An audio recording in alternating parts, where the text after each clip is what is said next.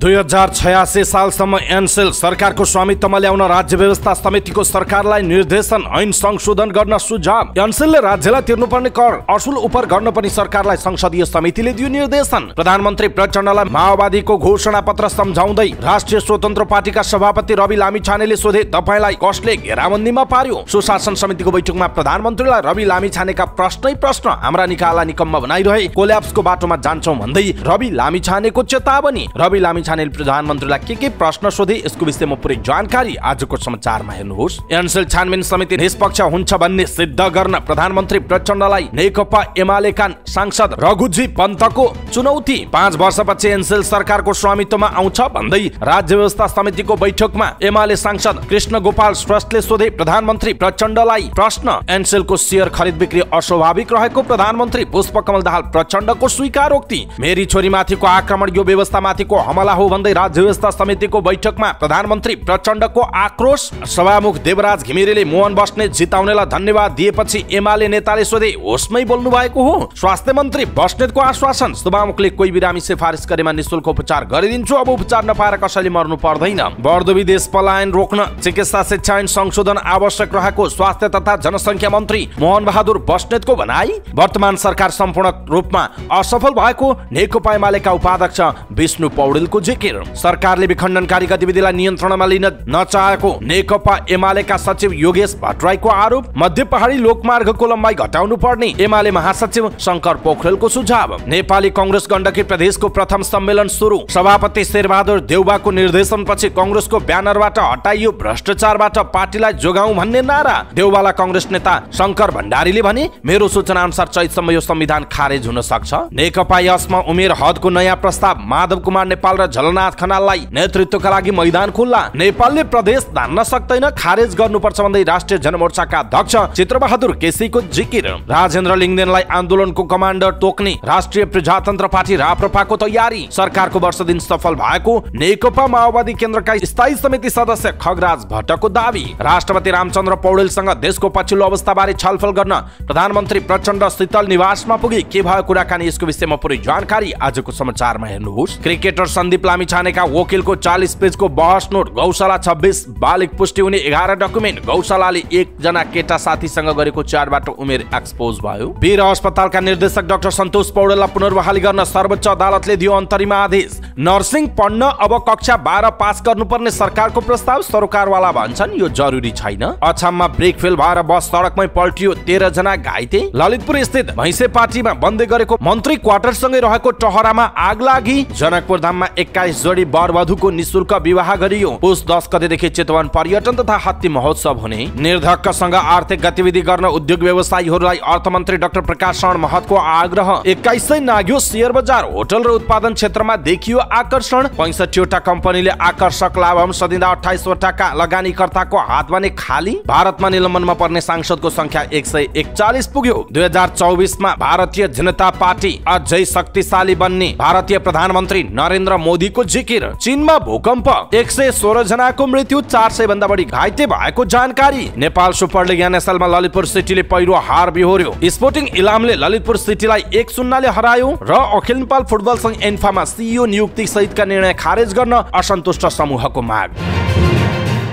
दर्शक महानुभाव नमस्कार, समाचारपाटी.com को न्यूज बुलेटिनमा यहाँलाई हार्दिक स्वागत छ। म प्रहलाद चन्द्र घिमिरे। सदाको चाहिँ आज पनि हामी उपस्थित भएका छौँ आजका मुख्य समाचार, ब्रेकिङ न्यूज, न्यूज अपडेट लगायत तपाईँलाई काम लाग्ने हेर्नै पर्ने महत्त्वपूर्ण समाचारहरू लिएर। हाम्रो मेहनतका लागि यो भिडियोमा एउटा लाइक अवश्य गर्नुहोला। दर्शक महानुभाव, पलपलको न्यूज अपडेट हेर्नका लागि हाम्रो च्यानललाई तपाईँले अहिलेसम्म सब्स्क्राइब गर्नुभएको छैन भने कृपया सब्स्क्राइब गर्नुहोस् अनि नजिकै आउने बेल आइकनलाई क्लिक गर्नुहोला। दैनिक रूपमा हेर्नुहुन्छ भने रेगुलर भनेर लेख्नुहोला। आज पहिलोचोटि हो भने फर्स्ट टाइम भनेर लेखिदिनुहोला। देशभित्र हुनुहुन्छ भने रहेको गाउँठाउँ शहर जिल्लाको नाम लेख्नुहोला। विदेशमा हुनुहुन्छ भने कुन देशबाट हामीलाई हेरिरहनु भएको छ त्यो कुरा तलको कमेन्ट बक्समा कमेन्ट गर्नुहोला। आउनुहोस् दर्शक महानुभाव, आजका मुख्य समाचार सुरु गरौँ। 2086 सालसम्म एनसेल सरकारको स्वामित्वमा ल्याउन राज्य व्यवस्था समितिले सरकारलाई निर्देशन दिएको प्रसङ्गबाट। राज्य व्यवस्था तथा सुशासन समितिले 2086 सालसम्म एनसेललाई सरकारको स्वामित्वमा ल्याउन निर्देशन दिएको छ। प्रधानमन्त्री पुष्पकमल दाहाल प्रचण्डसँगको छलफलपछि समितिले सरकारको स्वामित्वमा ल्याउन निर्देशन दिएको सभापति रामहरि खतिवड़ाले बताउनुभयो। सरकारले गठन गरेको एनसेल छानबिन समितिको प्रतिवेदन नआउँदासम्म शेयर कारोबार कुनै पनि स्वीकृति तथा सहमति नदिन पनि सरकारलाई निर्देश गरेको छ भने त्यसलाई आवश्यक ऐन र नियम संशोधन गर्न समेत निर्देशन गरिएको जनाइएको छ। त्यसैगरी एनसेल जस्ता ठूला कम्पनी खरिद बिक्री गर्दा खरिदकर्ताको क्षमता, कम्पनी चलाएको अनुभव भए नभएको चेक जाँच गरी कार्यान्वयन गर्न पनि सरकारको नाममा समितिले निर्देशन दिएको जनाइएको छ। समितिले अहिलेसम्म एनसेलले शेयर किनबेच गरेको सम्बन्धमा नेपाल दूरसञ्चार प्राधिकरणले गरेको काम कारबाहीको सम्बन्धमा जानकारी माग्ने पत्र लेख्ने निर्णय पनि गरेको छ। त्यसैगरी विक्रमसम्म 2086 मा एनसेल नेपाल सरकारको स्वामित्वमा ल्याउन पहल गर्न पनि सरकारलाई निर्देशन दिइएको जनाइएको छ।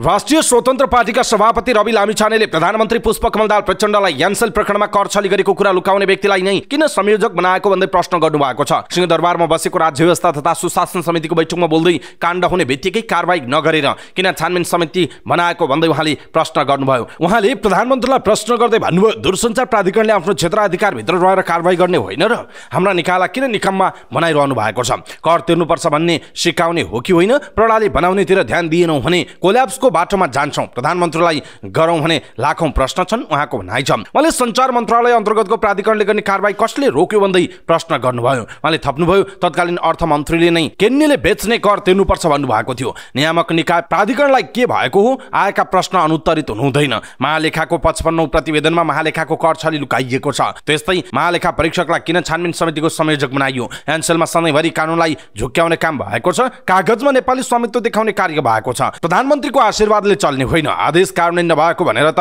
बेला बेलामा बोलिरहनु भएकै छ त। ऐनमा भएका अप्ठ्यारालाई सुधार गर्न प्रतिबद्ध हुनुहुन्छ कि नै भन्दै उहाँले प्रश्न गर्नुभयो। 2086 भदौ 15 अगाडि मात्रै शेयर खरिद बिक्री गर्न पाइने रहेछ, कानुनमा टेकेर उसले पाउने रहेछ। यो कमजोरलाई सच्याउने कि नसच्याउने उहाँको भनाइ छ। उहाँले मन्त्री परिषदको सम्पत्ति विवरण किन लुकाइएको भन्दै आक्रोश समेत पोख्नुभयो। उहाँले भन्नुभयो, तपाईँ प्रधानमन्त्री भएको 1 वर्ष भयो, तपाईँले गरेको न्यूनतम साझा कार्यक्रममा गरेको प्रतिबद्धता कहाँ पुग्यो। मन्त्री परिषदको सम्पत्ति विवरण किन लुकाइएको हो। मन्त्री परिषद बैठकले नै सम्पत्ति विवरण सार्वजनिक गर्ने भनेर मन्त्री परिषद बैठकले नै गरिसकेको छ, किन त्यो कार्यान्वयन नगर्नु भएको हो उहाँको प्रश्न रहेको छ।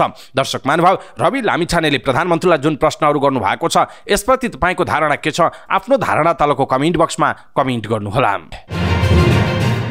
नेकपा एमालेका सांसद रघुजी पन्तले एनसेल प्रकरणमा अध्ययन गर्न सरकारद्वारा गठित उच्चस्तरीय समितिमाथि प्रश्न गर्नुभएको छ। उहाँले अध्ययन समितिको अध्यक्ष टङ्कमणि शर्मा सार्वजनिक रूपमै प्रश्न उठेको भन्दै साँचो अर्थमा समिति निष्पक्ष रहेको स्थापित गर्न प्रधानमन्त्री पुष्पकमल दाहाल प्रचण्डलाई आग्रह गर्नुभयो। राज्य व्यवस्था तथा सुशासन समितिको बैठकमा समितिले एनसेलको 80% हिस्सेदार कम्पनी रेनोल्ड होल्डिङ्सको शेयर न्यून मूल्याङ्कन गरी खरिद बिक्री गरिएको प्रकरणमा सरकारसँग छलफल गरेको छ। पन्त समितिका सदस्य हुनुहुन्छ। छलफलमा प्रधानमन्त्री प्रचण्डले एनसेलको शेयर खरिद बिक्री स्वाभाविक नभएको बताउनु भयो। उहाँले यसमा कहीँ न कहीँ गडबडी भएको आशंका गर्दै छानबिन समितिले तयार पारेको प्रतिवेदन अनुसार आवश्यक परे कारबाही गर्न सरकार प्रतिबद्ध रहेको समेत बताउनु भयो। तर सरकारद्वारा गठित अध्ययन समितिको सदस्यमाथि नै संसदीय समितिले भरोसा गर्न नसक्ने भने प्रधानमन्त्रीसँग जवाफ मागेको छ। समिति सदस्य रघुजी पन्तले एनसेल प्रकरणमा सरकारमाथि नै आशंका व्यक्त गर्नुभयो। उहाँले अध्ययन समितिको अध्यक्ष पूर्व महालेखा परीक्षक टङ्कमणि शर्माको भूमिकामाथि सार्वजनिक रूपमा नै प्रश्नहरू उठेको उल्लेख गर्दै समितिले विघटन गरी नयाँ गठन गर्नुपर्ने तर्क राख्नु भएको छ। उहाँले सरकारले गठन गरेको छानबिन समिति साँचो अर्थमा निष्पक्ष नभएको पुष्टि गरेर देखाउन सक्नुपर्ने बताउनु भएको छ।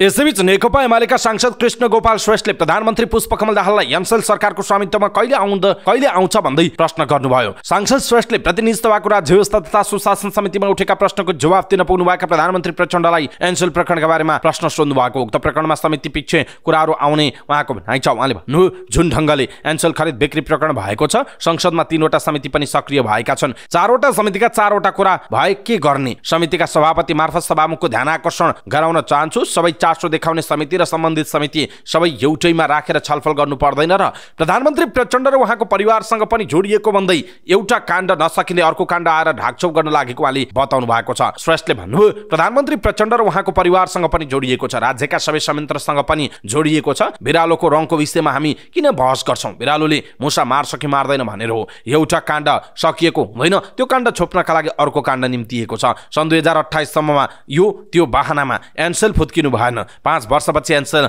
नेपालको मातहत आउँछ कि आउँदैन त्यसको जवाफ चाहियो, जुन पार्टी सरकारसँग जोडेर आइरहेको छ। यो कतै भ्रष्टाचार प्रणाली माथिकै आक्रमण त होइन, यो समिति मार्फत, छानबिन समिति मार्फत अगाडि बढाउँछु भन्नु भएको छ। यो एनसेल 5 वर्षपछि नेपाल सरकारको स्वामित्वमा आउनका लागि सरकारले के गर्नुपर्ने हो र गर्नु पर्यो, आउनु पर्यो उहाँको भनाइरहेको छ।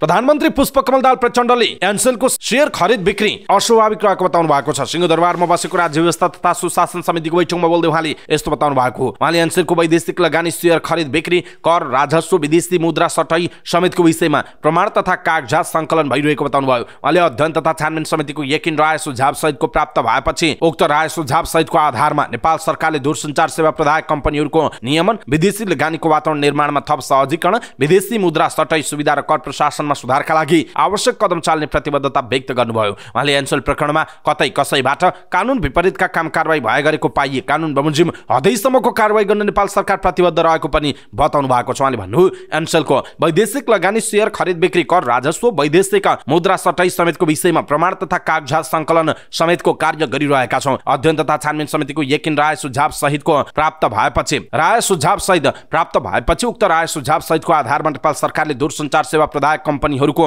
नियमन, विदेशी लगानीको वातावरण निर्माणमा थप सहजीकरण, वैदेशिक मुद्रा सटै सुविधा र कर प्रशासनमा सुधारका लागि आवश्यक कदम चाल्नेछ उहाँको भनाइरहेको छ। यस प्रकरणमा कतै कसैबाट कानुन विपरीतका काम कारबाही भए गरेको पाइएमा जुन सरकारलाई सहज नलागेकै हुनाले मैले सुरुमै निर्देशन जारी गरेको हो। सहज र स्वाभाविक छैन भन्ने देखिएको हुनाले नै निर्देशन जारी गर्नु परेको हो। यसमा कहीँ न कहीँ गलत छ भन्ने लागेकैले छानबिन समिति बनाइएको हो। यसमा कहीँ कतैबाट कानुन विपरीतका काम कारबाही भए गरेको पाइएमा कानुन बमोजिम हदैसम्मको कारबाही गर्न नेपाल सरकार प्रतिबद्ध रहेको छ उहाँको भनाइ छ। प्रधानमन्त्री प्रचण्डले एनसेल शेयर खरिद बिक्री सहज नलागेकै कारण सरकारले अध्ययन समिति बनाएको पनि स्पष्ट पार्नु भएको छ।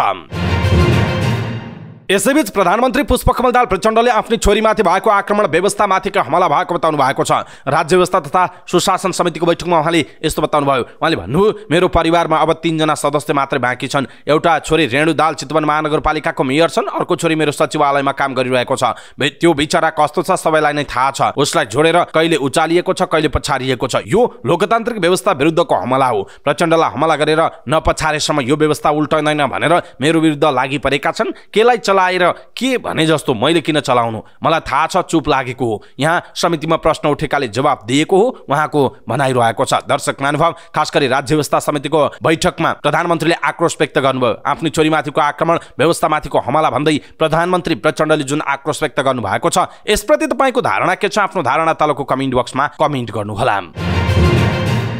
प्रतिनिधि सभाका सभामुख देवराज घिमिरेले सिन्धुपाल्चोकमा पुगेर दिएको अभिव्यक्तिले एमाले पङ्क्तिलाई निराश बनाएको छ भने कांग्रेस पङ्क्ति उत्साहका साथ सभामुखले बोलेको भिडियो सामाजिक सञ्जालमा भाइरल बनाउँदैछ। नेकपा एमालेबाट निर्वाचित सभामुखले कांग्रेस नेता तथा स्वास्थ्य मन्त्री मोहन बस्नेतको बारेमा प्रशंसा गर्ने क्रममा धेरै नै भावुक भएर यस्तो नेतालाई जिताउने जनतालाई धन्यवाद भन्दै अझै पनि जिताउन अपील गरेपछि कांग्रेस हर्ष विभोर भएको बताइएको छ। इन्द्रावती गाउँपालिका 6 बाडे गाउँमा रहेको नेपालकै पुरानो मध्येको एक सिपातिन घरे संस्कृत माध्यमिक विद्यालयको 121औं वार्षिक उत्सव तथा श्रीमद् भागवत ज्ञान महायज्ञ समापन कार्यक्रममा प्रमुख अतिथि हुनुहुन्थ्यो सभामुख देवराज घिमिरे। कार्यक्रममा विशेष अतिथि स्वास्थ्य मन्त्री मोहन बहादुर बस्नेत हुनुहुन्थ्यो भने अन्य अतिथि नेकपा एमालेका स्थायी कमिटी सदस्य तथा पूर्व मन्त्री शेरबहादुर तामाङ, इन्द्रावती गाउँपालिकाका अध्यक्ष तथा एमाले नेता झम्क नेपाल लगायत कार्यक्रममा सहभागी हुनुहुन्थ्यो। नेपालको संस्कृत पढाइ हुने मध्येको यो पनि एउटा पुरानो विद्यालय। विद्यालयले गत वर्षदेखि गुरुकुल संस्कृति पढाइको आवश्यक रूपमा सुरुवात गरेपछि त्यसको सञ्चालनका लागि आर्थिक सङ्कलन गर्ने उद्देश्यले पुराण लगाइएको थियो। प्रमुख अतिथि सभामुख भन्दा अगाडि स्वास्थ्य मन्त्री मोहन बहादुर बस्नेतले बोल्नुभयो। बस्नेतले लामो समय आफूले शिक्षा क्षेत्रमा सिन्धुपाल्चोकमा कोचिङ कक्षा सञ्चालन गरेको, कोभिडको समयमा सिन्धुपाल्चोकमा स्वास्थ्य सामग्री वितरण गरेको लगायतका विषयमा आफ्नै बखान गर्नुभयो। स्वास्थ्य मन्त्री भएपछि पैसाको अभावमा कोही पनि मर्नु नपर्ने गरेर आफूले काम गरेको र सभामुखले पनि कोही मान्छे सिफारिस गर्नुभयो भने आफूले निःशुल्क उपचार गर्ने उहाँले बताउनु भएको थियो। स्वास्थ्य मन्त्री बस्नेतको भनाइ सुनेपछि सभामुख घिमिरे निकै भावुक हुनुभयो र उहाँको भनाइ पत्याउँदै त्यस्ता नेतालाई जिताएकोमा सिन्धुपाल्चोक सिन्धुपाल्चोक क्षेत्र नम्बर 2 का जनतालाई धन्यवाद समेत दिन भ्याउनु भएको थियो। सभामुखले नेता भनेको मोहन बस्नेत जस्ता चाहिने र अहिले धेरै काम गर्ने नेता मध्ये मोहन बस्नेत भएको बताउनु भयो। आगामी दिनमा पनि यस क्षेत्रका जनताले मोहन बहादुर बस्नेत जस्ता नेतालाई जिताउनु पर्नेमा सभामुख घिमिरेले जोड दिनु भएको थियो। आफ्नै पार्टीबाट सभामुख निर्वाचित हुनुभएका व्यक्तिले आफ्नै अगाडि प्रतिद्वन्द्वीको बखान गरिरहँदा पूर्व स्वास्थ्य मन्त्री तथा नेकपा एमाले स्थायी कमिटी सदस्य शेरबहादुर तामाङ भने असहज महसुस गरिरहनु भएको थियो। एक वर्ष अघि प्रतिनिधि सभा निर्वाचनमा एमाले स्थायी कमिटी सदस्य शेरबहादुर तामाङ र मोहन बस्नेत बीच प्रतिस्पर्धा भएको थियो। भूगोलको वास्तविकता नबुझी एकहोरो बस्नेतको प्रशंसा गरेको भन्दै नेकपा एमालेका नेताहरूले अहिले चर्को रूपमा सभामुखको आलोचना गरिरहेका छन्। एमाले पोलिट ब्युरो सदस्यहरू नेपाली सामाजिक सञ्जाल फेसबुकमा लेख्नु भएको छ, सभामुखज्यू तपाईँ होसमा त हुनुहुन्छ नि, होसमै यो सबै बोल्नु भएको हो, तपाईँको मर्यादा अनुसार यस्तो बोल्न हुन्छ कि हुँदैन, उहाँले प्रश्न गर्नुभयो। एमाले सिन्धुपाल्चोकका नेता एवं जिल्ला समन्वय समिति सिन्धुपाल्चोकका पूर्व प्रमुख कृष्ण गोपाल तामाङले पनि सभामुख घिमिरे एमालेका नेता कार्यकर्ताको आत्मसम्मानमा चोट पुग्ने गरेर दिएको अभिव्यक्ति गलत भएको बताउनु भयो। सामाजिक सञ्जालमा तामाङले घिमिरेले बोलेको सच्याउनु पर्ने, नत्र सिन्धुपाल्चोकका नेता एमाले नेता कार्यकर्ताहरूले सबैले उहाँको आलोचना गरिरहने बताउनु भयो। सिन्धुपाल्चोकमा एमाले र कांग्रेस बीचमा राजनैतिक प्रतिस्पर्धा रहेको जनाइएको छ। यसैबीच स्वास्थ्य तथा जनसङ्ख्या मन्त्री मोहन बहादुर बस्नेतले बढ्दो विदेश पलायन रोक्न चिकित्सा शिक्षा ऐन संशोधन आवश्यक रहेको बताउनु भएको छ। सिन्धुपाल्चोकको बलेफी गाउँपालिका 5 स्थित बलेफी माध्यमिक विद्यालयको 75औं वार्षिक उत्सव कार्यक्रमलाई सम्बोधन गर्दै उहाँले चिकित्सा शिक्षा पढ्न पाउने वातावरण बनाउनका लागि चिकित्सा शिक्षा ऐन संशोधन आवश्यक रहेको बताउनु भयो। मन्त्री बस्नेतले चिकित्सा शिक्षा अध्ययनका लागि मात्र हरेक वर्ष ठूलो संख्यामा युवा युवती विदेश पलायन भइरहेको भन्दै यसलाई रोक्न सरकार गम्भीर हुनुपर्ने बताउनु भयो। नेपालका मेडिकल कलेजहरू र स्वास्थ्य प्रतिष्ठानहरूमा अहिले क्षमताभन्दा बढी विद्यार्थीलाई एमबीबीएस र एमडी पढाउन सक्ने क्षमता भएको दाबी गर्दै क्षमता हुँदाहुँदै पनि स्वदेशमा पढ्न नदिएर युवा युवतीलाई पढ्नकै लागि विदेश पठाउनु सही नभएको मन्त्री बस्नेतले बताउनु भयो। अब सरकारले चाँडै चिकित्सा शिक्षा ऐन संशोधन गरेर स्वदेशमै चिकित्सा शिक्षाका लागि सिट बढाउनेछ उहाँको भनाइ छ। उहाँले 100 बेडदेखि 300 बेडसम्मका अस्पतालमा नर्सको पढाइ गर्ने, 300 बेडभन्दा माथिका अस्पतालमा एमबीबीएसको पढाइ गर्ने गरी व्यवस्था मिलाउन सकिने गरी स्वास्थ्य तथा जनसङ्ख्या मन्त्रालयले प्रस्ताव पास गरेको बताउँदै उहाँले मन्त्री परिषदका अधिकांश सदस्यहरूले प्रस्तावलाई सकारात्मक रूपमा लिएको बताउनु भएको छ। नेपालमा चिकित्सा शिक्षाको विकास गर्ने र ठोस निर्णय गर्न ढिलो भइसकेको भन्दै जनताको हित हुने कुरामा निर्णय गर्न आफू कहिले पछाडि नपर्ने उहाँको दाबी छ। चिकित्सा शिक्षा ऐन तत्काल संशोधन गर्न नसकिए निकट भविष्यमै चिकित्सक र नर्सको अभाव हुने मन्त्री बस्नेतको भनाइ छ। मन्त्री बस्नेतले कक्षा 12 सम्मको शिक्षा निशुल्क हुनुपर्नेमा जोड दिँदै अहिलेकै सरकारले कक्षा 12 सम्मको शिक्षा निशुल्क गर्ने दाबी गर्नुभयो। प्रमुख प्रतिपक्ष दल नेकपा एमालेका उपाध्यक्ष विष्णु पौडेलले वर्तमान सरकार पूर्णतः असफल रहेको बताउनु भएको छ। वर्तमान सरकारको 1 वर्ष कार्यकालको समीक्षा गर्दै उहाँले आम नेपाली यो सरकारसँग असन्तुष्ट र असहमत रहेको तथा सत्तारूढ दलका नेताहरूले नै वर्तमान सरकार असफल भएको प्रतिक्रिया दिएको दाबी समेत गर्नुभएको छ। न्युज एजेन्सी नेपालसँग संक्षिप्त प्रतिक्रिया दिँदै पूर्व उप प्रधानमन्त्री समेत रहनुभएका उपाध्यक्ष पौडेलले कांग्रेस महामन्त्री गगन थापाको अभिव्यक्तिप्रति संकेत गर्दै सरकार असफल भयो भनेपछि बोक्ने किन भनी प्रश्न पनि गर्नुभएको छ। उहाँले वर्तमान सरकारलाई खिचडीको संज्ञा दिँदै यो सरकार मुलुकमा रहेसम्म देशले दुःख मात्रै पाउने जिकिर गर्नुभयो। वर्तमान सरकारसँग देश बनाउने कुनै पनि नीति विचार विश्लेषण गन्तव्य नभएको उपाध्यक्ष पौडेलको भनाइ छ। उहाँले वर्तमान सरकारलाई राख्ने नेपाली जनताको चाहना नभएको पनि पटक पटक दोहोर्याउनु भयो। उपाध्यक्ष पौडेलले सरकार परिवर्तनका लागि एमालेसँग संसदको अङ्कगणित पर्याप्त नभएकाले त्यतातर्फ ध्यान नदिएको स्पष्ट पार्नुभयो। प्रमुख प्रतिपक्ष दल नेकपा एमालेका सचिव एवं सांसद योगेश कुमार भट्टराईले सरकारले विखण्डनकारी गतिविधिलाई नियन्त्रण गर्न नचाहेको आरोप लगाउनु भएको छ। कोशी प्रदेशमा पहिचानवादीको नाममा मुलुकका विखण्डनकारी गतिविधि गर्न लागेकाहरूलाई नियन्त्रण गर्नुको साटो वर्तमान सरकार कानमा तेल हालेर बसेको उहाँको आरोप छ। न्युज एजेन्सी नेपालसँग कुराकानी गर्दै सचिव भट्टराईले मुलुकमा देखिएको विखण्डनकारी गतिविधिलाई तत्काल नियन्त्रणमा लिन प्रधानमन्त्री पुष्पकमल दाहाललाई सचेत गराउनु भयो। उहाँले कोशी प्रदेशतर्फ संकेत गर्दै एमालेले पहिचानको नाममा विखण्डनकारी गतिविधि गर्नेहरूको विरोध गर्ने बताउनु भयो। कोशी प्रदेशको नाम बदल्नुपर्छ भन्नेहरूलाई आफू सकारात्मक रूपमा लिएको र सोही अनुसार संवाद गर्ने सचिव भट्टराईको भनाइ छ। भट्टराईले कोशी प्रदेशमा पनि एमालेको वर्चस्व रहेको कुरा पार्टीको समृद्धिका लागि संकल्प यात्राले पनि पुष्टि गरेको बताउनु भएको छ। नेकपा एमालेका महासचिव शंकर पोखरेलले मध्य पहाडी पुष्पलाल लोकमार्गको लम्बाइ घटाउनु पर्ने बताउनु भएको छ। विराटनगरमा पत्रकार सम्मेलन गर्दै उहाँले एमालेको संकल्प अभियानमा लोकमार्गको प्राविधिक अडिट गर्न प्राविधिकलाई जिम्मा दिएको बताउनु भयो। उहाँले मध्य पहाडी राजमार्गलाई समृद्धिसँग जोड्नका लागि 400 किलोमिटर लम्बाइ घटाउनु पर्ने बताउनु भएको छ। महासचिव पोखरेलले यात्राको क्रममा एमाले अध्यक्ष केपी शर्मा ओलीप्रति वृद्ध वृद्धा र बालबालिकाको अत्यन्त आकर्षण रहेको पाइएको बताउनु भयो। यात्राको क्रममा कतिपय जिल्लामा सर्वदलीय जस्तो बनेको साझा समस्याहरू धेरै प्रस्तुत भएको बताउँदै उहाँले सडक र मुआवजा मजाका विषयहरू धेरै उठेको बताउनुभयो। यात्राको क्रममा जनताले लगाएको माला जम्मा गर्ने हो भने फूलको पहाड हुन सक्ने अवस्था देखिएको उहाँले बताउनु भएको छ। उहाँले यात्राले पहाडी क्षेत्रको सांस्कृतिक, सामाजिक र अर्थ राजनीतिमा नयाँ नयाँ योगदान दिएको बताउनुभयो। महासचिव पोखरेलले कोशी प्रदेशमा विरोधको स्वर सुनिएको बताउँदै पहिचानको नाममा एमाले केन्द्रित विरोध भए पनि जनताको तहमा यो खालको विरोध नसुनिएको बताउनुभयो। उहाँले धनकुटामा अध्यक्ष ओलीमाथि गलत प्रयास भए पनि मिडियाले सही सूचना सम्प्रेषण नगरेको बताउनुभयो। महासचिव पोखरेलले एमाले साझा पहिचानको कुरा गरेको बताउँदै एकल पहिचानको मुद्दा लिएर चुनावमा जानेहरू नै कोशीको पक्षमा आएको बताउनुभयो। त्यसकारण पहिचानवादीले एमालेसँग गुनासो गर्न आवश्यक नभएको बताउनु भएको छ। महासचिव पोखरेलले पहिचानको कुरा गर्नेहरूले वैधानिक हिसाबले शान्तिपूर्ण आन्दोलन गर्नुपर्ने बताउनु भएको छ। सभापति शेरबहादुर देउवाको निर्देशनपछि नेपाली कांग्रेस गण्डकी प्रदेशको प्रथम सम्मेलनमा टाँगिएको ब्यानरमा लेखिएको वाक्य नै हटाइएको छ। सम्मेलनको ब्यानरमा विरासतको रक्षा गरौँ, नेपाली कांग्रेस बचाउँ र इमान भएकाहरूलाई जिम्मेवारीमा राखौँ, भ्रष्टाचारबाट पार्टीलाई बचाउँ, कांग्रेस चरित्र पुनर्स्थापित गरौँ भन्ने नारा लेखिएको थियो। पूर्व प्रधानमन्त्री समेत रहनुभएका सभापति देउवा पोखरा पुगेपछि ब्यानरमा लेखिएको नाराका विषयमा प्रदेश सभापति शुक्रबार शर्मासँग रिसाउनु भयो। कांग्रेस गण्डकीका एक पदाधिकारीका अनुसार ब्यानरमा सभापतिको फोटो नभएको प्रति पनि देउवाको आपत्ति थियो। त्योभन्दा पनि भ्रष्टाचारबाट पार्टीलाई बचाउँ भन्ने वाक्य किन नराखेको भन्दै देउवाले आपत्ति जनाएको ती पदाधिकारीले जानकारी दिनुभयो। नाराका विषयमा देउवा र प्रदेश सभापति शर्मा बीच भनाभन्नै भएको थियो। कार्यक्रम सुरु भइसक्नुपर्ने बेलासम्म पनि देउवा र शर्मा बीच नाराका विषयमा विवाद भएको थियो। देउवाको निर्देशनपछि कार्यक्रम सुरु हुनुभन्दा केही मिनेट अगाडि मात्र भ्रष्टाचारबाट पार्टीलाई बचाउँ भन्ने वाक्यमा हरियो टेप टाँसेर कार्यक्रम सुरु भयो। ब्यानरमा सभापतिकै फोटो नभएको र ब्यानरमा लेखिएको नाराप्रति पनि देउवाजीको आपत्ति रह्यो। त्यो नाराले पार्टीमाथि नै झनै प्रश्न उठ्ने उहाँको भनाइ थियो। सँगै रहेका ती व्यक्तिले भनेका छन्, नेपाली कांग्रेस गण्डकीका महामन्त्री विष्णु लामिछानेले भने त्यो वाक्यांश अशुद्ध भएका कारण टेप टाँसिएको बताउनुभयो। ब्यानरका नारा गण्डकीले नै तयार पारेको, ब्यानरमा अशुद्ध लेखिएकाले हटाइएको भन्ने मैले जानकारी पाएको छु, लामिछानेले भन्नुभयो। यसबारे यथार्थ मैले पनि पत्ता लगाइसकेको छैन। भर्खरै कांग्रेस नेता बालकृष्ण खाँड भुटानी शरणार्थी प्रकरणमा धरोटीमा छुटेका बेला त्यो वाक्यले पार्टीमाथि प्रश्न उठ्न सक्ने देउवाको अनुमान हुन सक्ने नेताहरूको भनाइ छ। निर्वाचित भएको 2 वर्षपछि नेपाली कांग्रेस गण्डकीको प्रथम सम्मेलन भएको पोखरा सभागृहमा बुधबारसम्म चल्ने सम्मेलनमा राजनीतिक, सांगठनिक, आर्थिक लगायतका प्रतिवेदनमाथि छलफल हुनेछ। नेपाली कांग्रेसको प्रथम सम्मेलनको ब्यानर सोमबार राति नै तयार पारिएको थियो। मंगलबारदेखि पोखरा सभागृहमा सुरु भएको ब्यानरको नारा गण्डकी प्रदेश समितिले तयार गरेको बुझिएको छ। जनता दास र नेताहरू मालिक हुन् भन्ने व्यवहारले देखाइरहेको गण्डकी प्रदेश सभापति शर्माले कार्यक्रममा बताउनु भएको छ। सत्तामा जहाँ गयो त्यही विवादित, जुन ठाउँमा जित्यो त्यही जनताको सेवक नेताले नमानेको उहाँको भनाइरहेको छ। शेरबहादुर दाई यहाँ हुनुहुन्छ, उहाँ हामी सबैको आदरणीय नेता हो, तर जनताको दृष्टिमा उहाँ सबैभन्दा पहिलो सेवक हो। उहाँले भन्नु, हामी कोही मालिक होइनौँ, जनता हुन्। देश संघीय संरचनामा गइसकेको भए पनि संघले कानुन नबनाइदिएर प्रदेश सरकारहरूले काम गर्न नसकिरहेको भन्दा शर्माले देउवाको ध्यानाकर्षण समेत गराउनु भएको थियो।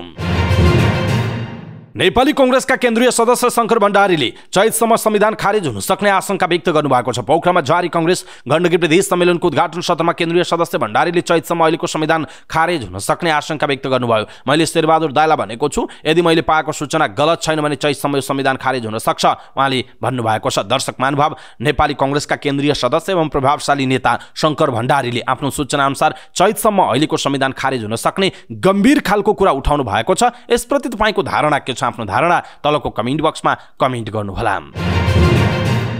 नेकपा एकीकृत समाजवादीमा उमेर हदको नयाँ प्रस्ताव पेश भएको छ। जारी सचिवालयको बैठकमा पेश भएको विधान संशोधन सम्बन्धी प्रस्ताव शीर्ष नेताहरूलाई आगामी महाधिवेशनमा नेतृत्वमा दोहोरिन मिल्ने गरी उमेर हदको प्रस्ताव पेश भएको जनाइएको छ। नेकपा यसका एक पदाधिकारीले दिएको जानकारी अनुसार केन्द्रीय कमिटीमा 25 देखि 40 वर्षसम्मका 30%, 40 देखि 60 वर्षसम्मका 60% र 70 वर्षभन्दा माथिकाको 10% प्रतिनिधित्व रहने गरी प्रस्ताव पेश भएको जनाइएको छ। ती नेताले भनेका छन्, प्रस्तावमा अहिले छलफल भएको छ। यसरी जाँदा कमिटीमा सबै पुस्ताका नेताहरूको नेतृत्वमा प्रतिनिधित्व हुन्छ। त्यसैले हामीले 70 वर्ष उमेर हद राख्ने भन्दा पनि सबैलाई समेट्ने गरी वैज्ञानिक ढंगबाट प्रस्ताव ल्याएका हौं, उहाँको भनाइ छ। त्यस्तै बैठकमा उपाध्यक्ष राजेन्द्र पाण्डेले पार्टी अध्यक्ष सहित शीर्ष नेताहरूले पनि तल्लो कमिटीबाट निर्वाचित भएर आउनुपर्ने प्रस्ताव राखेको जनाइएको छ। उहाँले भन्नु, मैले राखेको प्रस्तावमा अधिकांश नेताहरूको समर्थन छ। तल्लो कमिटीबाट निर्वाचित भएर आउनुपर्ने भएपछि नेताहरू आफ्नो क्षेत्रमा फर्कन्छन्, पार्टी संगठनले गति पाउँछ भनेर प्रस्ताव अगाडि ल्याएको उहाँको भनाइ छ। तर यो प्रस्तावले पार्टीभित्र मतभेद भइरहेको उहाँको भनाइ छ। यसबारे छलफल जारी रहेको बताइएको छ। अनि माघको 14 र 15 गते बस्ने केन्द्रीय परिषदको बैठकले अहिले छलफलमा रहेको विधानको मस्यौदालाई टुङ्गो लगाउने बताउनुभयो। नेकपा यसले आगामी जेठको 3 गतेदेखि महाधिवेशन गर्दैछ। महाधिवेशनमा अध्यक्ष माधुको नेपाललाई दोहोरिने तयारी गर्नुभएको छ। त्यही अनुसार उहाँ सहित सम्मानित नेता झलनाथ खनाललाई पनि पार्टीको जिम्मेवार पदमा बस्न नरोक्ने गरी नयाँ ढङ्गले उमेर हदको प्रस्ताव ल्याइएको बताइएको छ। त्यसो त आगामी महाधिवेशनमा सम्मानित नेता खनालले पनि नेतृत्वको दाबी गर्ने तयारी गर्दै हुनुहुन्छ। उहाँ 70 नागिसक्नुभयो। नेकपा यसले मात्रै नभई नेकपा एमाले पनि यसअघि नै 70 वर्षीय उमेर हद व्यवहारिक नभएको भन्दै निलम्बन गरिसकेको छ। राष्ट्रिय जनमोर्चाका अध्यक्ष चित्रबहादुर केसीले प्रदेश खारेज गर्नुपर्ने बताउनु भएको छ। बुधबारमा सञ्चारकर्मीहरूसँगको कुराकानीमा उहाँले यस्तो बताउनुभयो। उहाँले संघीय प्रणाली असाध्यै खर्चिलो भएको र संघीय प्रणाली बोक्नुमा नेताहरू मात्रै नभई नेपाली जनता पनि उत्तिकै दोषी रहेको बताउनुभयो। उहाँले संघीयताका कारण 884 जना सांसद र 138 जना मन्त्रीहरू पाल्नु परेको बताउनु भएको छ। उहाँले सरकारले सेना प्रहरीको तलब र वृद्ध भत्ता दिन नसक्ने भनिरहेको बेलामा यति धेरै सांसद र मन्त्रीहरूलाई कसरी पाल्न सक्छन् भन्दै प्रश्न समेत गर्नुभयो। उहाँले संघीयता काम नलाग्ने रहेछ भन्ने कुरा सबैले अहिले महसुस गर्न थालेको स्पष्ट पार्नुभयो। उहाँले प्रदेश खारेज गरी प्रदेशमा हुने खर्च नगरपालिका र गाउँपालिकामा पठाउनु पर्ने बताउनु भएको छ। अध्यक्ष केसीले नेपालमा लोकतान्त्रिक गणतन्त्रको विकल्प नरहेको पनि बताउनु भयो। दर्शक महानुभाव, राष्ट्रिय जनमोर्चाका अध्यक्ष चित्रबहादुर केसी निरन्तर रूपमा प्रदेश सरकार खारेज र संघीयता खारेजीको पक्षमा पहिलादेखि नै बोल्दै आइरहनु भएको छ। उहाँको जुन खालको अडान र उहाँले बोल्ने जुन कुराहरू छन् यसप्रति तपाईँको धारणा के छ? आफ्नो धारणा तलको कमेन्ट बक्समा कमेन्ट गर्नुहोला। राष्ट्रिय प्रजातन्त्र पार्टी राप्रपाले आगामी फागुनदेखि गर्ने भनिएको आन्दोलनको कमान्डर राप्रपा अध्यक्ष राजेन्द्र लिङ्गदेनलाई तोक्ने भएको छ। राप्रपाको केन्द्रीय समितिको बैठक 3 दिनदेखि जारी छ। बैठकले निर्णय गर्नु अघि पदाधिकारी बीच छलफल भएको थियो। पदाधिकारीका अनुसार आगामी फागुनदेखि काठमाडौँ केन्द्रित आन्दोलन गर्ने र त्यसको नेतृत्व अध्यक्ष राजेन्द्र लिङ्गदेनलाई नै गर्नु उपयुक्त हुनेमा नेताहरूले जोड दिएका छन्। यसअघि कार्य सम्पादन समितिले महामन्त्री धवल शमशेर राणालाई आन्दोलनको संयोजक तोकेको थियो। आन्दोलनलाई उचाइ दिन पार्टी अध्यक्षले नेतृत्व गर्नु उपयुक्त हुन्छ भन्ने मत आएको बताइएको छ। केन्द्रीय समिति बैठकले यसबारे ठोस निर्णय गर्ने जनाइएको छ। नेकपा माओवादी केन्द्रका स्थायी समिति सदस्य खगराज भट्टले प्रधानमन्त्री पुष्पकमल दाहाल प्रचण्डले नेतृत्व गरेको सरकारको 1 वर्ष सफल कार्यकाल भनी बचाउ गर्नुभएको छ। भ्रष्टाचार काण्डहरूको छानबिन र अनुसन्धानमा सरकारले अहिलेसम्मकै नयाँ रेकर्ड बनाएको दाबी गर्दै भट्टले एनसेल प्रकरणलाई एउटा उदाहरण भनेर चर्चा गर्नुभएको छ। काठमाडौँमा आयोजित एक कार्यक्रममा भट्टले एनसेल प्रकरणको गहिराईसम्म पुगेर छानबिन गर्न सरकारले समिति गठन गरिसकेकाले संलग्न दोषी उम्कन नपाउने उहाँले बताउनुभयो। उहाँले भन्नुभयो, प्रधानमन्त्री दुबईमा भएका बेला यो काण्ड बाहिर आएको स्वदेश फिर्ता भए लगतै उहाँले छानबिन गर्न निर्देशन दिँदै समिति गठन भएको छ। यसमा जो दोषी भए पनि कारबाहीको दायरामा आउँछन् उहाँको भनाइ छ। भट्टले भन्नुभयो, नेपाल श्रीलङ्काको बाटोतिर भन्ने हल्लाबीच हाम्रो पार्टीको नेतृत्वमा सरकार बनेको थियो। राजनीतिक र कूटनीतिक सन्तुलन मिलाएर सुशासन र भ्रष्टाचार अभियान सञ्चालन गरेर सरकारले नयाँ रेकर्ड कायम गर्न सफल भएको छ। उहाँले भन्नुभयो, सरकार सामाजिक न्यायका हिसाबले पनि सफल भएको छ। निरङ्कुशकालीन मिठो ब्याजीबाट नागरिक उन्मुक्त भएका छन्। अर्बौं रुपैयाँ पीडितले फिर्ता पाएका छन्। सरकारले विगतको तुलनामा महँगी नियन्त्रण गर्न पनि सरकारले पहल लिएको छ। विगतदेखि रोकिएको उखु किसानको बाँकी भुक्तानी भएको छ उहाँको भनाइरहेको छ। प्रधानमन्त्री पुष्पकमल दाहाल प्रचण्ड राष्ट्रपति रामचन्द्र पौडेलसँग परामर्श गर्न शीतल निवास पुग्नु भएको छ। संसदको अधिवेशन बोलाउने लगायतका सरकारले पछिल्लो समय गरेका निर्णयहरूबारे राष्ट्रपतिलाई जानकारी गराउन प्रधानमन्त्री प्रचण्ड शीतल निवास पुग्नु भएको हो। राष्ट्रपतिबाट मनोनित हुने राष्ट्रिय सभाका एक महिला सदस्यको पदावधि समेत सकिन लागेको छ। मन्त्री परिषदको सिफारिसमा राष्ट्रपतिबाट मनोनित हुने सदस्य सत्ता गठबन्धनको भागभण्डामै हुने भए पनि राष्ट्रपतिले समेत चासो राख्नु भएको छ। राष्ट्रपति पौडेलले पछिल्लो समय सरकारका विभिन्न निकायले गर्नुपर्ने जनपक्षीय कामको बारेमा समेत सरोकार राखिरहनु भएको छ। प्रधानमन्त्री मार्फत उहाँले सरकारको ध्यानाकर्षण पनि गराइरहनु भएको छ। क्रिकेटर सन्दीप लामिछाने विरुद्धको मुद्दामा दुवैतर्फका वकिलहरूले आफ्नो बहस नोट अदालतलाई बुझाएका छन्। यही बहस नोटका आधारमा वकिलहरूले अबको सुनवाईमा संक्षिप्त बहस गरे पश्चात मुद्दाको फैसला हुनेछ। जिल्ला अदालतले गत कार्तिक 23 गते दुवैतर्फका वकिललाई बहस नोट बुझाउन आदेश गरेको थियो। न्यायाधीश केदार प्रसाद घिमिरे 1 महिनाभित्र मक्सिर 22 सम्म बहस नोट बुझाउन आदेश दिनुभएको थियो। धेरै कानुन व्यवसायले नाम लेखाएको मुद्दामा बहसलाई बढालिन नदिन र चाँडो फैसला गर्न बहस नोट माग्ने प्रचलन छ। अदालतको आदेश अनुसार जारीकर्ता गौशाला 26 को तर्फबाट सरकारी वकिलले छोटो बहस नोट बुझाएको बताइएको छ। सन्दीपका वकिलहरूले बुझाएको बहस नोट भने 40 पेज लामो रहेको स्रोतले बताएको छ। अदालत स्रोतका अनुसार दुवै पक्षको बहस नोटमा गौशाला 26 को उमेरलाई सर्वाधिक महत्त्व दिइएको छ। सरकारी पक्षले सन्दीपसँग भेट हुँदा गौशाला 26 नाबालिग रहेको दाबी गरेको छ भने सन्दीप पक्षले 18 वर्ष कटिसकेको दाबी गरेको छ। वादी पक्षको तुलनामा सन्दीप पक्षका वकिलका कागजातहरू अकाट्य र विश्वसनीय देखिएको अदालत स्रोतले बताएको छ। सन्दीपका वकिलहरूले गौशाला 26 का 11 वटा दस्तावेज बहस नोटमा लेखेका छन् जसले उनी नाबालिग नरहेको प्रमाणित हुन्छ। गौशाला जन्मेको अस्पतालले दिएको प्रमाणपत्र र उनको पहिलो जन्मदाता श्रेन्दा बलियो प्रमाण हुन्। दुवै दस्तावेजमा गौशालाको जन्म मिति 2062 साल उल्लेख छ। अस्पतालले दिएको बर्थ सर्टिफिकेट भन्दा 1 महिना उमेर फरक पारेर गौशालाले पहिलो जन्मदत्ता निकालेको उल्लेख छ। अस्पतालको कागजमा उनको जन्म मिति 2061 2/18 मा र पहिलो जन्मदर्तामा उनको जन्म मिति 2061 3/18 उल्लेख छ। गौशालाको बसाई सराई र विद्यालयका प्रारम्भिक डकुमेन्टमा 2061 3/18 नै उल्लेख छ। गौशालाले पछि बनाएका कागजातहरुमा चाहिँ उमेर 1 वर्ष घटाएका छिन्। उनले केही समय अघि मात्र निकालेको दोस्रो जन्मदत्तामा जन्म मिति 2062 3/18 उल्लेख छ।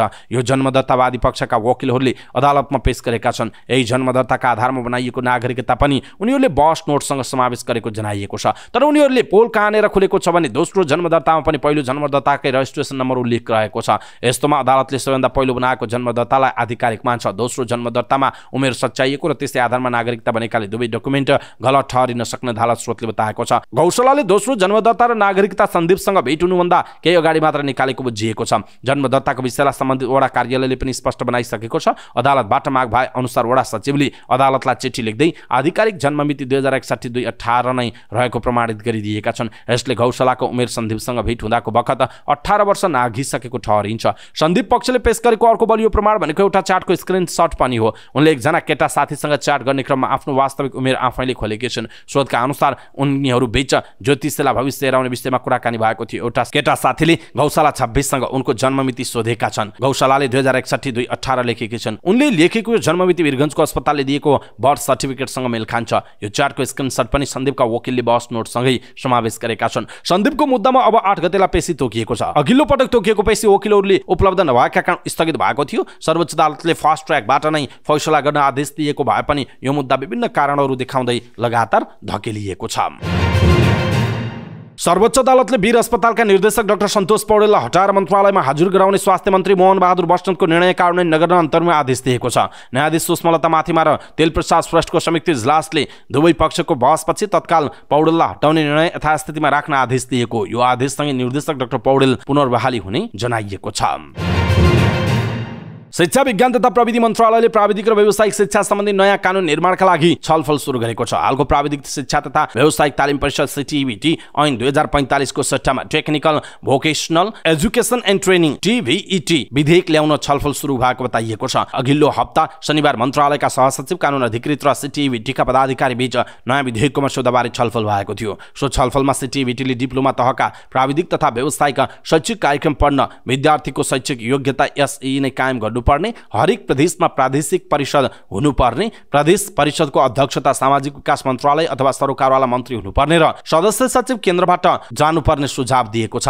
त्यस्तै TVET को सदस्य सचिव विशिष्ट श्रेणीको कर्मचारी हुनुपर्ने, परिषदमा प्रधानमन्त्री अध्यक्ष र कार्यकारी अधिकार सहितको उपाध्यक्ष हुनुपर्ने सुझाव पनि CTEVT का अधिकारीहरूले दिएका छन्। प्रस्तावित विधेयकको मस्यौदामा नर्स, पारामेडिक्स, फार्मेसी लगायतको डिप्लोमा तहका कार्यक्रम पढ्न कक्षा 12 उत्तीर्ण हुनुपर्ने, TEVT सहसचिव तहको नेतृत्वमा हुने आदि व्यवस्था छ। मन्त्रालय स्रोतका अनुसार मस्यौदामा CTEVT ऐनमा हाल रहेका कुन कुन व्यवस्था राख्नु उपयुक्त हुन्छ भनेर सुझाव लिएको जनाइएको छ। यसैबीच नर्सिङ पढ्न शैक्षिक योग्यता नथप्न पनि भनिएको छ। प्राविधिक शिक्षा तथा व्यावसायिक तालिम परिषद CTEVT ले चिकित्सा शिक्षा डिप्लोमा तहको nursing, pharmacy, HA lab, radiography लगायतको 17वटा शैक्षिक कार्यक्रम सञ्चालन गर्दै आएको छ। SE उत्तीर्ण भएकाले पढ्न पाउने यी शैक्षिक कार्यक्रम अध्ययनका लागि विद्यार्थीको शैक्षिक योग्यता संशोधन गर्ने नयाँ विधेयकको मस्यौदाबारे मन्त्रालय र CTEVT को मत मिलेको छैन। कक्षा 12 सम्मलाई विद्यालय तह बनाएपछि डिप्लोमा तहका कार्यक्रमहरूको शैक्षिक योग्यता पनि परिमार्जन हुनुपर्ने मन्त्रालयका अधिकारी र केही विज्ञको तर्क छ भने CTEVT ले भने शैक्षिक योग्यता संशोधन गर्न जरुरी नरहेको तर्क गर्दै आइरहेको छ। चिकित्सा शिक्षा आयोगका पूर्व उपाध्यक्ष श्रीकृष्ण गिरी नर्सिङ अध्ययन गर्नका लागि शैक्षिक योग्यताको मापदण्ड परिमार्जन गर्नुपर्ने बताउनुहुन्छ। छिमेकी मुलुक भारत लगायतका विश्वका अन्य देशहरूमा कक्षा 12 पछि मात्रै नर्स तथा चिकित्सा शिक्षा सम्बन्धी कार्यक्रमहरू पढ्न पाउने अभ्यास रहेको जनाइएको छ। CTEVT का उपाध्यक्ष खगेन्द्र भण्डारीले अन्य देशको उदाहरण दिएर नेपालमा त्यही व्यवस्था गरिनु उचित नहुने बताउनुभयो। गुणस्तर सुधार कसरी गर्ने भन्ने परिभाषा गर्नुपर्छ, तर अहिले 12 कक्षा पछि मात्रै नर्स पढ्न पाउने योग्यता तोक्नु आवश्यक छैन उहाँको भनाइ छ। चिकित्सा शिक्षाका प्रमाणपत्र सरहका शैक्षिक कार्यक्रमहरू खारेज भएपछि CTEVT बाट सञ्चालित कार्यक्रमको पनि शैक्षिक योग्यता संशोधन गर्नुपर्ने मन्त्रालयले भने जिकिर गरेको छ। दर्शक महानुभाव, नर्सिङ पढ्न कक्षा 12 पास गर्नुपर्ने सरकारले प्रस्ताव गरेको छ, तर सरकारवालाहरूले यो जरुरी नपर्ने बताइरहेका छन्। यसप्रति तपाईको धारणा के छ? आफ्नो धारणा तलको कमेन्ट बक्समा कमेन्ट गर्नुहोला। अछाममा जीप दुर्घटना हुँदा 13 जना घाइते भएका छन्। मंगलसेन नगरपालिका 6 ठुलासैन नजिकै मध्यपहाडी पुष्पलाल राजमार्गमा जीप दुर्घटना भएको हो। हुम्ला जिल्लाको सेमीकोट गाउँपालिका 3 का कार्बो लामाले चलाएको भे1 2576 नम्बरको जीप ओह्रालोमा 81 ब्रेक फेल भई सडकको किनारमा पल्टिएको प्रहरीले जनाएको छ। घाइतेहरूको जिल्ला अस्पतालमा उपचार भइरहेको जिल्ला प्रहरी कार्यालयका प्रमुख प्रहरी नायब उपरीक्षक सन्तोष पाठकले जानकारी दिनुभयो। ललितपुरको भैँसेपाटी स्थित मन्त्री क्वार्टर परिसरभित्र रहेको एउटा टहरमा आगलागी भएको छ। मंगलबार बिहान 11 बजेतिर कामदार बस्ने टहरामा आगलागी भएको जिल्ला प्रहरी परिसर ललितपुरका एसपी नवराज कार्कीले जानकारी दिनुभयो। उहाँका अनुसार उक्त टहराभित्र कामदार बस्छन्। बिहान खाना पकाउने क्रममा आगलागी भएको हुनुपर्ने प्रहरीको अनुमान छ। आगलागी भएको केही बेरमा दमकल पुगेर नियन्त्रणमा लिएको एसपी कार्कीले बताउनुभयो। विवरणको क्षति आउन भने बाँकी रहेको प्रहरीले जनाएको छ। विश्व हिन्दू परिषदले जनकपुर धाममा 21 जोडी वरवधुको निशुल्क विवाह गराएको छ। परिषद अध्यक्ष सन्तोष शाहको सक्रियतामा जनकपुर धामको जानकी मन्दिरमा सामूहिक विवाहको कार्यक्रम आयोजना गरिएको। भगवान श्री राम तथा माता सीताको शुभ विवाह भएको अवसर पारेर जनकपुर धाममा सामूहिक निशुल्क विवाहको आयोजना गरिएको परिषदले जनाएको छ। सामूहिक शुभ विवाहका लागि लगन आवश्यक नभएको कारणले शुभ विवाहको आयोजना गरेको परिषदले जनाएको छ। विवाहमा बेहुला तथा बेहुलीका लागि आवश्यक पर्ने कपडा, एक थान पोते सहितका आवश्यक पर्ने सबै सामग्रीहरू परिषदले निशुल्क रूपमा उपलब्ध गराएको छ। विवाहलाई कम खर्चिलो तथा ऐतिहासिक बनाउनका लागि निशुल्क विवाहका लागि गरिब तथा विपन्न वर्गका बेहुला बेहुलीको छनौट गर्ने काम भएको छ। विवाहमा आउने जनता तथा परिवारलाई भोजन तथा आवासको व्यवस्थापन परिषदले नै गरेको थियो। यसैबीच जनकपुर धामबाट अन्नबाट 11,000 स्क्वायर फिटको श्री सीताराम स्वयंवरको विश्वकै ठूलो आकृति बनाएका भारतको उत्तर प्रदेशका कलाकार सतीश गुर्जर पनि सोही सामूहिक विवाह कार्यक्रममा स्वयंवर गरेको बताइएको छ। जानकी मन्दिरमा भइरहेको सामूहिक विवाह समारोहमै उनले उत्तर प्रदेशकी यज्ञनी गर्जुरसँग स्वयंवर गरेको बताइएको छ। विगत केही वर्षदेखि विश्व हिन्दू परिषदले सामूहिक विवाहको आयोजना गर्दै आएको छ। यसले विवाहमा हुने भड्किलो खर्चमा कमी आउनुका साथै अर्थका कारणले विवाह हुन नसकेकाहरूलाई राहत मिल्ने गरेको विवाहमा आएका बेहुली पक्षका आफन्तहरूले बताएका छन्। विवाह गरेकाहरूको कानुनी प्रक्रिया पूरा गर्न बेहुला बेहुलीको उमेर पुगेको कागजात पहिला नै संस्थाले लिएको जनाइएको छ। आगामी पुसको 10 गतेदेखि चितवन पर्यटन तथा हात्ती महोत्सव सञ्चालन हुने भएको छ। काठमाडौँमा पत्रकार सम्मेलन गर्दै आयोजकले यसको बारेमा जानकारी गराएको छ। चितवनको सौराहामा आन्तरिक तथा बाह्य पर्यटक प्रवर्धनका लागि क्षेत्रीय होटल संघ नेपाल चितवनको आयोजना तथा युनाइटेड हात्ती सञ्चालन संस्था लिमिटेड र रेस्टुरेन्ट एन्ड बार एसोसिएसन नेपालको सह आयोजनामा महोत्सव सञ्चालन हुने भएको आयोजकले जनाएको। महोत्सव पुस 10 गतेबाट 14 गतेसम्म सञ्चालन हुनेछ। पत्रकार सम्मेलनमा बोल्दै होटल एसोसिएसन नेपालका कोषाध्यक्ष युवराज श्रेष्ठले कोरोना भाइरसको महामारीबाट रोकिन गएको महोत्सव फेरि सुरु गर्न लागेको बताउनु भयो। विश्व सम्पदा सूचीमा सूचीकृत चितवन राष्ट्रिय निकुञ्जको माध्यमबाट पर्यटकहरूलाई आकर्षित गराउँदै चितवनको पर्यटन क्षेत्रलाई महत्त्वपूर्ण गन्तव्य स्थलको रूपमा चिनारी गराउनु समेत यस महोत्सवको अभिप्राय रहेको बताउनु भयो। उहाँले पर्यटन सम्बन्धित गतिविधिहरू र स्थानीय उत्पादनहरूलाई बजारीकरण गर्दै राष्ट्रिय स्तरसम्म पहिचान गराउन सक्नु महोत्सवको लक्ष्य रहेको पनि बताउनु भयो। अर्थमन्त्री एवं नेपाली कांग्रेसका प्रवक्ता प्रकाश शरण महतले अब निर्धक्कसँग आर्थिक गतिविधि गर्न उद्योगी व्यवसायीहरूलाई आग्रह गर्नुभएको छ। नेपाली कांग्रेस मकवानपुरको जिल्ला सम्मेलनको हेटौडामा उद्घाटन गर्दै उहाँले अहिले आर्थिक क्षेत्र सुध्रिएको दावी गर्दै ढुक्क भएर आर्थिक गतिविधि गर्न अनुरोध गर्नुभयो। उहाँले अहिलेको अवस्थामा निराश हुनुपर्ने कुनै पनि कारण नभएको भन्दै नेपालमै लगानी गरेर काम गर्नका लागि आग्रह गर्नुभयो। अब देशमै कुनै पनि काम गर्नका लागि सहज भइसकेको उहाँको भनाइरहेको छ। देशमा धेरै खालका समस्या भए पनि सरकारमा बसेर आफूहरूले राम्रो काम गरेको अर्थमन्त्री डाक्टर महतको दाबी रहेको छ। मंगलबार शेयर बजारको परिसूचक नेप्सेले 2100 अंक नाघेको छ। साउनको 15 यता पहिलो पटक बजारले 2100 अंक नाघेको हो। अघिल्लो दिनको तुलनामा नेप्से 45.98 अंक बढेर 2106 अंकमा कायम भएको छ। यस दिन कुल 5 अर्ब 98 करोड रुपैयाँको कारोबार भयो। अघिल्लो दिन 6 अर्ब 86 करोड रुपैयाँको कारोबार भएको थियो। कुल 183 कम्पनीको मूल्य बढ्दा 53 को घट्यो भने 7 को स्थिर रह्यो। यस दिन होटल तथा पर्यटन र उत्पादनमूलक क्षेत्रका कम्पनीहरूमा लगानीकर्ताको आकर्षण देखियो। होटल तथा पर्यटन समूह सबैभन्दा धेरै 6.9% बढ्यो भने उत्पादनमूलक क्षेत्रको सूचक 4.7% बढ्यो। त्यस्तै जीवन बीमा 3.1, बैंकिङ 2.4, विकास बैंक 1.3, फाइनान्स 0.42, जलविद्युत 0.81, माइक्रो फाइनान्स 1.56, निर्जीवन बीमा 2, अन्य 0.91 र व्यापार समूह 1% बढेको जनाइएको छ। यस दिन 11 कम्पनीको मूल्य 10% बढ्यो। बोटलर्स नेपाल, मेरो माइक्रो फाइनान्स, उन्नति सहकार्य लघुवित्त, Shivam cement, Nepal republic media, Ghodai cement, Hathway investment, mid Solu hydro power, Sonapur cement, BPW लघुवित्त र मुक्तिनाथ कृषि कम्पनीको मूल्य 10% बढेको जनाइएको छ। माथिल्लो मैलुङ खोलाको 4.9 तथा पिपल्स पावरको मूल्य 3.1% घट्यो। कारोबार रकमका आधारमा Shivam cement, Solti hotel, Sonapur cement, Hathway investment, Ghorai cement क्रमशः अगाडि रहेको जनाइएको छ। नेपाल स्टक एक्सचेन्जमा सूचीकृत 65 वटा कम्पनीले गत आर्थिक वर्षको नाफाबाट आफ्ना लगानीकर्ताहरूलाई लाभांश दिने भएका छन्। आर्थिक वर्षको पुष मसान्तसम्ममा सूचीकृत कम्पनीहरूले साधारण सभा गर्नुपर्ने व्यवस्था छ। सोही अनुरूप केही कम्पनीले साधारण सभा गरिसकेका छन्, केही गर्ने चरणमा छन्। 2 दर्जनभन्दा बढी कम्पनीले पनि लगानीकर्ताको हात खाली बनाएका छन्। कुनै पनि कम्पनीको सेयरमा सर्वसाधारणले लगानी गर्नुको उद्देश्य कि तत्काल सेयर बेचेर नाफा खाना हुन्छ कि त दीर्घकालसम्म राखेर लाभांश खाने हो। लाभांश खाने लगानीकर्तालाई भने हरेक वर्ष कुन कम्पनीले कति लाभांश दिन्छ भन्ने विषयमा चासो हुने गरेको छ। वाणिज्य बैंकहरूमा एनआईसी एसिया बैंकले सबैभन्दा बढी लाभांश दिँदैछ। बैंकले आफ्ना शेयर धनीलाई 30.52% लाभांश दिने भएको जनाइएको छ। एनएमबी र कुमारी बैंकका लगानीकर्ता भने हात खाली हुने भएका छन्। उनीहरूले लगानीकर्तालाई लाभांश नदिने घोषणा गरेका छन्। एभरेस्ट बैंकले 20% लाभांश दिँदा स्ट्यान्डर्ड चार्टर बैंकका लगानीकर्ताले 19% लाभांश पाउने जनाइएको छ। अहिलेसम्म 4 वटा विकास बैंकले लाभांश दिने घोषणा गरेका छन्। घोषणा गरेका मध्ये सबैभन्दा बढी साइन रसुङ्गा डेभलपमेन्ट बैंकले लाभांश दिनेछ। साइन रसुङ्गाले यसपटक 11% लाभांश दिने जनाइएको छ। यसैबीच 3 वटा फाइनान्स कम्पनीले लाभांश दिने घोषणा गरेका छन्। आईसीएफसी फाइनान्स कम्पनीले 6.5% लाभांश दिने घोषणा गरेको जनाइएको छ। अहिलेसम्म 12 वटा लघुवित्तले लाभांशको घोषणा गरेका छन्, जसमा युनिक नेपाल लघुवित्तको लाभांश सबैभन्दा बढी देखिएको छ। युनिक नेपालले लगानीकर्तालाई 20% लाभांश दिएको छ। 5 वटा लघुवित्तले भने 15% लाभांश दिँदै गरेको जनाइएको छ। यता जलविद्युत समूह अन्तर्गत स्थानीय माई हाइड्रो पावर कम्पनीले लगानीकर्तालाई 15% लाभांश दिएको छ। यस समूहका 8 वटा कम्पनीले लाभांशको घोषणा गरिसकेका छन्। यता सोल्टी होटलले 31% लाभांश दिएको छ। होटल समूह अन्तर्गत हाल 3 वटा होटलले मात्र लाभांशको घोषणा गरेको जनाइएको छ।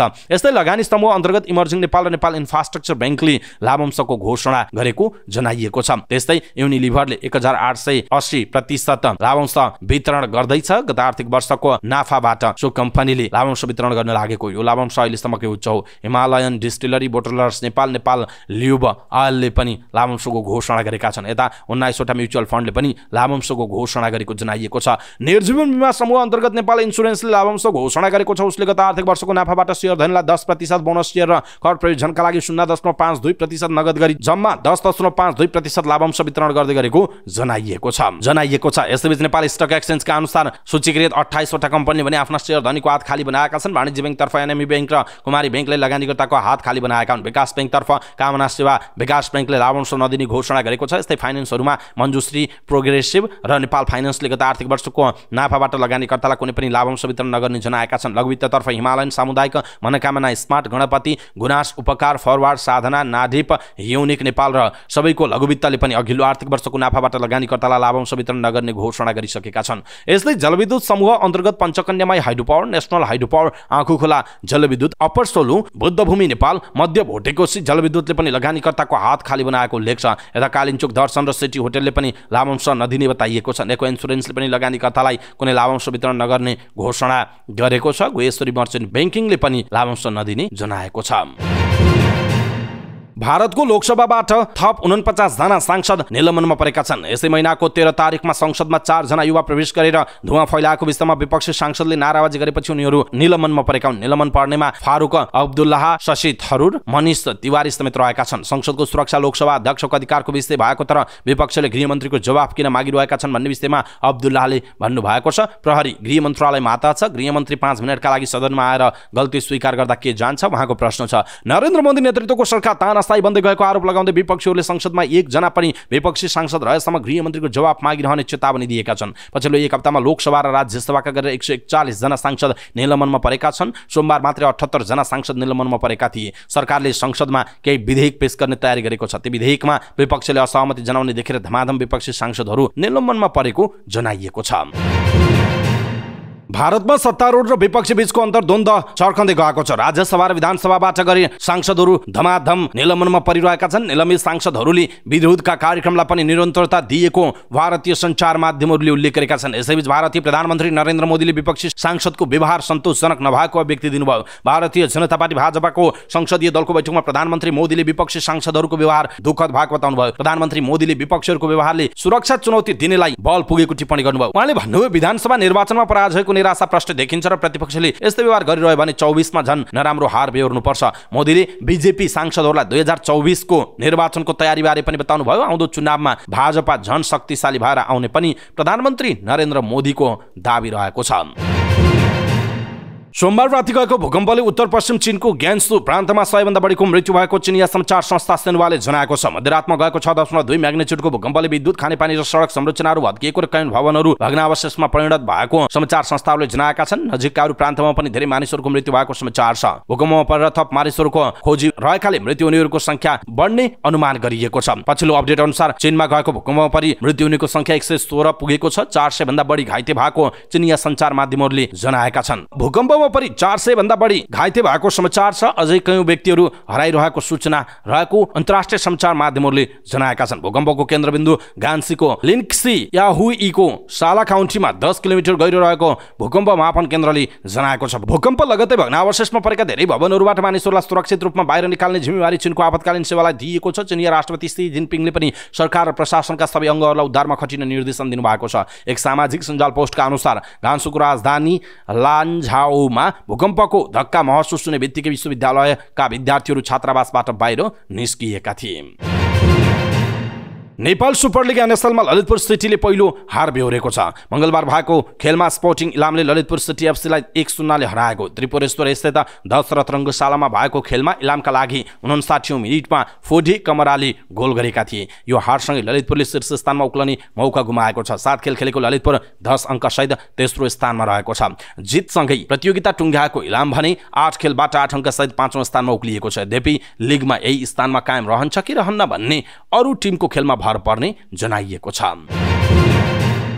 अखिल नेपाल फुटबल संघ एन्फाका वरिष्ठ उपाध्यक्ष वीरबहादुर खड्का सहित 9 जनाले सोमबारको केन्द्रीय कार्य समिति बैठकबाट भएको निर्णय खारेजीको माग गरेका छन्। काठमाडौँमा मंगलबार पत्रकार सम्मेलन गर्दै एन्फाको असन्तुष्ट समूहले इन्द्रमान तुलाधरलाई प्रमुख कार्यकारी अधिकारी सीईओ नियुक्त गर्ने सहितका निर्णय खारेजीको माग गरेको। सीईओ खुल्ला प्रतिस्पर्धाबाट ल्याउनु पर्ने कर्मचारी नियमावलीमा स्पष्ट व्यवस्था भए पनि महासचिव किरण राईले आफू खुसी सीईओ नियुक्त गरेको खड्काको आरोप छ। उहाँले नियुक्तिका बारेमा खेलकुद परिषद र खेलकुद मन्त्रालयमा उजुरी दिने र त्यहाँबाट पनि सम्बोधन नभए अदालत जाने चेतावनी दिनुभयो। यस्तै असन्तुष्ट समूहले मध्यपुर युथ एसोसिएसन माथिको निलम्बन फुकुवा गर्नुपर्ने माग पनि गरेको छ। सोमबारको बैठकले विधान विपरीत कार्य गरेको भन्दै अर्को निर्णय नभएसम्म मध्यपुरलाई फुटबलका गतिविधिमा सहभागी हुन नदिने निर्णय गरेको थियो। पत्रकार सम्मेलन गर्नेमा खड्का सहित उपाध्यक्षहरू विराट जङसाई, दीर्घबहादुर केसी तथा सदस्यहरू पेमा डोल्मा लामा, रमेश बेन्जुनकार, अनिल मल्ल, भोजराज साई, रविन्द्र चन्द्र, रूपेश अधिकारी रहेको जनाइएको छ।